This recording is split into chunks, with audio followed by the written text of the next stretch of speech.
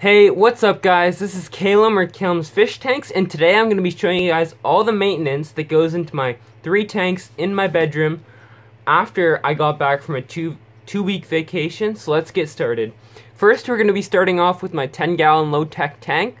I am probably going to be trimming back the moss on top of the rock, cleaning the glass from all the algae, as well as maybe taking off some dead leaves of the Trident Java Fern, the Jungle Val, and the Amazon Swords. So let's get right into this.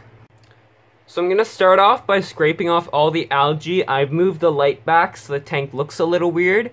But anyways, all I use to scrape the algae is just any kind of plastic card. Right now I'm using my student ID from last year.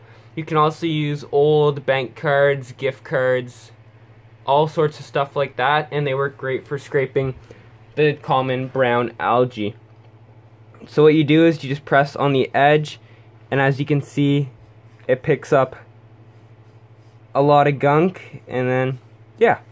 So I'll be right back after I'm done scraping this algae.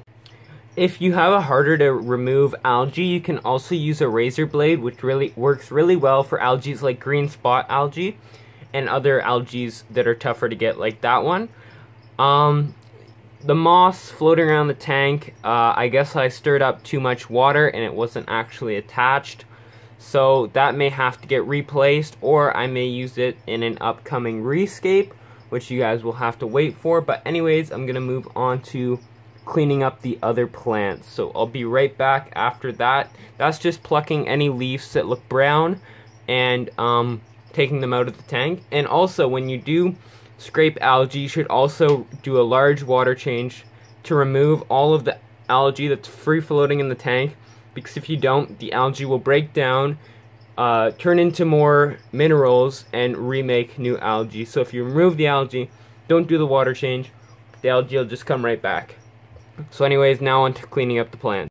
So here's the tank now. It's kind of a mess because I stirred things up. You can see all the duckweed flying around in the corner. But I'm going to go do a water change now to get rid of the excess algae. And then I will move on to the next tank and show you guys that. So anyways, be right back. So this tank doesn't really have any algae on the glass, but you may be able to see that, maybe not. There's quite a bit of blackbeard algae on the filter sponge. You can't really see it though. Other than that, I really need to trim the plants. They're starting to grow immersed, which means out of the water. The hair grass needs a good trimming. And I have a few algae that are starting to grow in here that I'm not too happy about. I have blackbeard algae and what looks to be cyanobacteria. So if this tank does get cyanobacteria, I'm probably just going to shut it down, because this tank is just one I kind of just wanted to mess around with. I wanted somewhere to put my Bucephalandra until I get something else rolling, which will be the 40 breeder once it's a safer place for it. I'm going to try to get that back on track because of all the blackbeard algae. And but yeah, let's get started on the maintenance. So first I need to trim the Ludwigia, the Rotala, the Pogostemon, and the dwarf hairgrass. And then I need to remove some dead leaves off the Bucephalandra. So yeah, let's get started. So first I'm going to start off by trying to trim the Pogostemon. I'm just using... never mind. Okay, here we go, I found them. I'm just using these little scissors. So they should do fine with that. But anyways, let's go. Need to try to move this light back or fit my hand under it. It's a tight fit. Okay. So I'm just gonna trim it around here. And I'm also going to trim this one. It's the first time I've trimmed this plant since I got it, so it's grown really well. it gets up to the top or close to it, but then it starts growing more bushy, and then I just don't trim it. So this tank has been set up for quite a while, and this is the first time I've trimmed that plant. Now, this plant, on the other hand, I've had to trim multiple times, so I've got my hand stuck in the light. Okay, there we go. So I'm going to trim this about here, and this one here. This one, there's a lot more to trim. And with this plant, when you trim it, it will split off into multiple different, it'll send out multiple nodes, I guess you call them. No, not nodes, but it will kind of split. So where you trimmed it, it will grow back into two different sections. So yeah, so that's about it for trimming in this tank for now, and I'll trim the rest of the plants and be back in a second. So now that everything is trimmed, you can see that I have half a jungle floating on the surface of my tank.